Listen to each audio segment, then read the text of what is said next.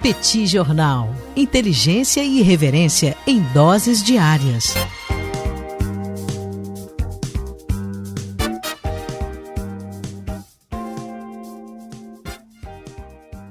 Olá, gente. Bem-vindos, bem-vindas ao Petit Jornal. Esse é o Petit Invest número 126.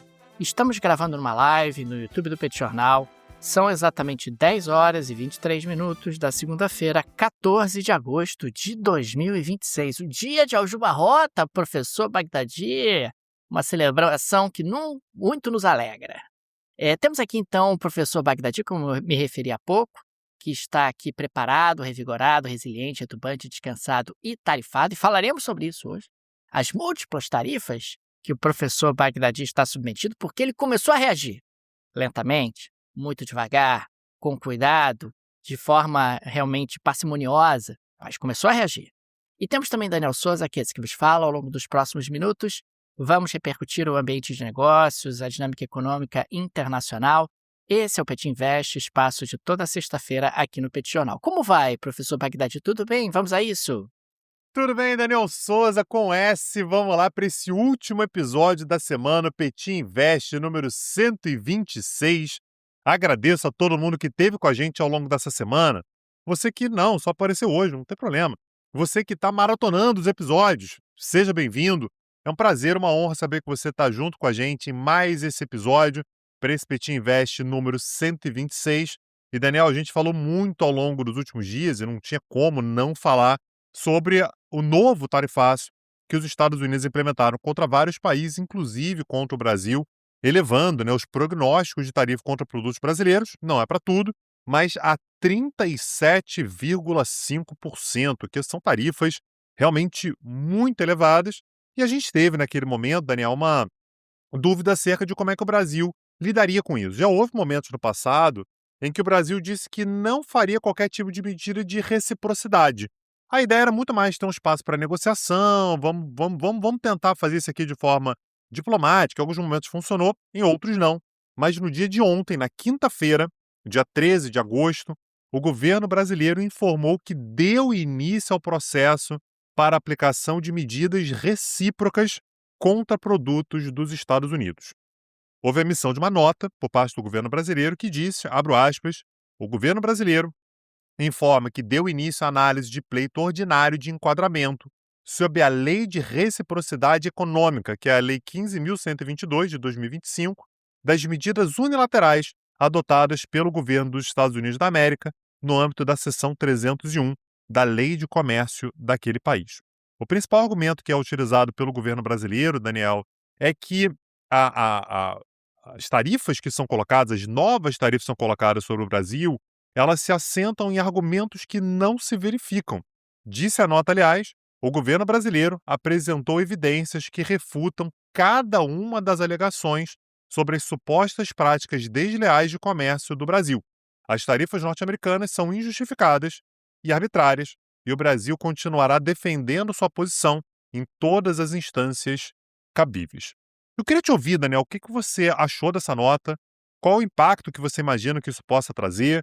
Como é que você vê esse cenário dessa perspectiva brasileira, de iniciar consultas, enfim, não é imediato, mas em breve a gente pode ter reciprocidade brasileira com relação a essas tarifas? Tanguy, me parece que foi uma postura adequada no seguinte sentido. O Brasil inicia um processo justamente de avaliação sobre a possibilidade de reciprocidade. Ou seja, não tem nada em vigor, não haverá nada em vigor na próxima semana. É como quem diz o seguinte, olha, eu não vou tolerar esse tipo de comportamento, mas eu estou disposto a conversar, Estados Unidos. Se vocês quiserem vir conversar, estamos aqui, estamos prontos realmente para dialogar e para tentar encontrar uma solução. A lei prevê 2 tipos de contramedidas, as provisórias, que têm aplicação imediata, e as ordinárias, que envolvem um processo mais longo, um pedido à CAMEX, uma consulta pública. O Brasil adotou o rito ordinário, ou seja, é um rito lento, gradual, que lá na frente pode levar à imposição de tarifas sobre importações americanas de bens e serviços ou à suspensão de concessões em direito de propriedade intelectual firmadas em acordos comerciais. O Brasil também acionou a OMC contra as tarifas, os Estados Unidos responderam essa semana dizendo que estão à disposição para discutir, que é um sinal de algum espaço para diálogo. Mas no final do dia fica muito claro que o Brasil está tentando correr para não chegar, né? O Brasil não parece nem um pouco disposto a implementar essas medidas de reciprocidade. Aliás, o setor produtivo, de uma forma geral, no Brasil, tem dito para o Brasil não adotar medidas de reciprocidade, porque, Tanguy, aumentar tarifas contra produtos americanos acaba gerando impactos sobre produtores brasileiros, acaba gerando inflação no Brasil. É algo que pode trazer consequências ruins para a própria economia brasileira e pode não surtir o efeito esperado, pode não fazer com que os americanos recuem, pode levar até uma escalada do processo. Portanto, me parece importante você se posicionar, você acaba fazendo um certo gesto de incômodo, dizendo: eu estou incomodado com essa situação, vamos conversar sobre ela, eu tenho mecanismos, inclusive, para buscar algum tipo de compensação, mas não estou querendo usar esses mecanismos de compensação, estou muito mais disposto a dialogar do que qualquer outra coisa. E um ponto que me parece importante e que merece ser destacado também, a Casa Branca ela publicou um relatório acusando mais de 40 países de participar de um grande esquema de transbordo, mecanismo pelo qual mercadorias chinesas entram nos Estados Unidos por países terceiros para fugir das tarifas elevadas sobre produtos da China. A gente já falou sobre isso aqui no Petit Jornal, que a China tem buscado mecanismos para contornar as tarifas e para manter realmente os seus volumes comerciais elevados, os seus superávites comerciais elevados, porque isso auxilia realmente no crescimento chinês. Os americanos acusam esse esquema de evadir 60 bilhões em receitas tarifárias, o que é ridículo. Quer dizer, então o governo americano está preocupado com as receitas geradas pelas tarifas? É isso.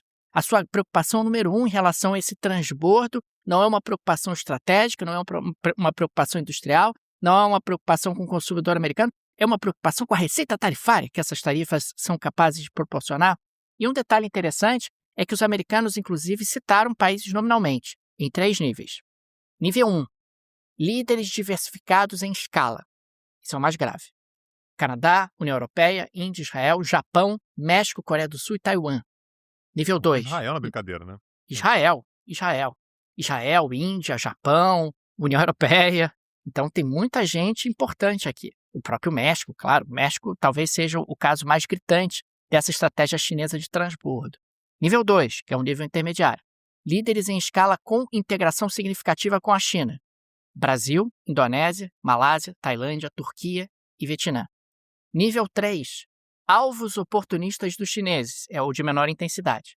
Argentina, Chile, Peru, Colômbia, Costa Rica, Camboja, Singapura, Emirados Árabes Unidos e Suíça. Essa galera toda está sendo usada pela China, Tanguy. Alguns de forma mais intensa, outros de forma menos intensa, mas o Brasil está na lista. E uma coisa que eu acho importante, Daniel, é a gente localizar, me parece que o Brasil tem consciência disso, em que área que essa discussão está acontecendo. O Brasil, obviamente, sabe, Daniel, que não é para entrar numa discussão acerca de questões técnicas. O Brasil menciona questões técnicas, mas a questão não é técnica. A ideia da tecnicidade é uma forma de gerar uma certa legitimidade. Então, os Estados Unidos vão falar sobre trabalhos forçados, vão falar sobre dumping, vão falar sobre superávit comercial, mas a discussão não é técnica. Então é por isso que o Brasil, inclusive, coloca lá na nota, como eu li agora há pouquinho, que as supostas alegações, elas são todas injustificadas e arbitrárias. É claro, no caso do Brasil particularmente, tem uma eleição chegando e a gente sabe que os Estados Unidos têm intenção de ter algum tipo de influência sobre a maneira pela qual a coisa vai acontecer no Brasil, né? Ter um bom relacionamento com o Brasil pode acabar colocando empada, né, azeitona na empada do atual presidente, né, do presidente Lula, que obviamente o Trump não quer que seja reeleito. Então, há meandros, Daniel, que são políticos e o Brasil está lidando com isso como algo que, beleza, você está dizendo que é técnico, mas a gente sabe que é político. E me parece que essa ideia é importante de correr para não chegar mais ou menos nesse sentido. Não é que eu estou correndo para mostrar argumentos, para recorrer junto aos Estados Unidos. Estados Unidos, eu estou vendo aqui que você cometeu um erro. Tecnicamente, isso não deveria ser dessa maneira. Não importa a parte técnica. O que importa é uma discussão política e que o Brasil precisa se posicionar. É claro, de novo, como você falou, Daniel, colocar tarifas prejudica o país que exporta? Prejudica, vai tirar competitividade e tal, mas também prejudica o país que importa. Você vai importar coisas mais caras, seu consumidor vai consumir coisas mais caras, os insumos vão ser mais caros. Então a lógica brasileira é: como é que eu faço para reagir sem reagir? Como é que eu faço para reagir sem que isso me prejudique? E aí faz uma nota que é meio morna, uma coisa que é meio médio prazo, mas a gente reagiu. Houve algum tipo de reação, mas isso aqui é ponto importante, que é: não dá para a gente imaginar que o Brasil vai colocar 37,5% de tarifa contra produtos americanos de um dia para o outro. Isso não deve acontecer, até porque prejudicaria bastante a própria economia brasileira. Agora, Tanguy, continua a impressão de que os Estados Unidos improvisam na prática, né?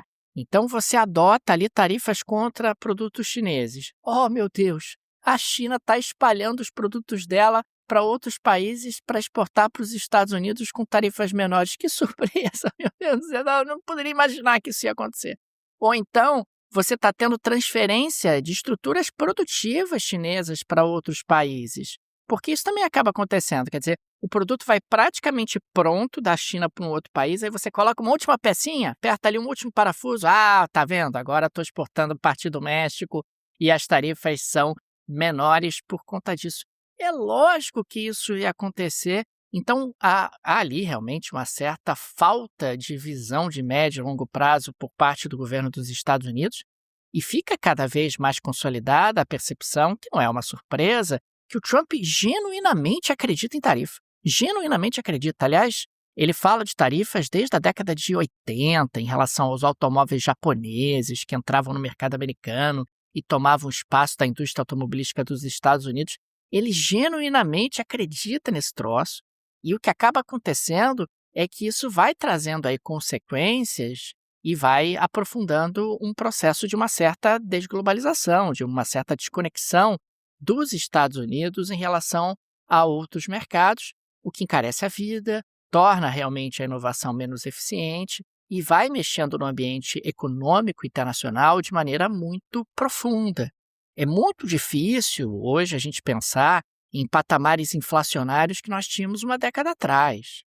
Patamares inflacionários que eram muito alimentados pela eficiência que as cadeias globais de valor proporcionavam. Isso não existe mais, ou pelo menos não na intensidade que existia.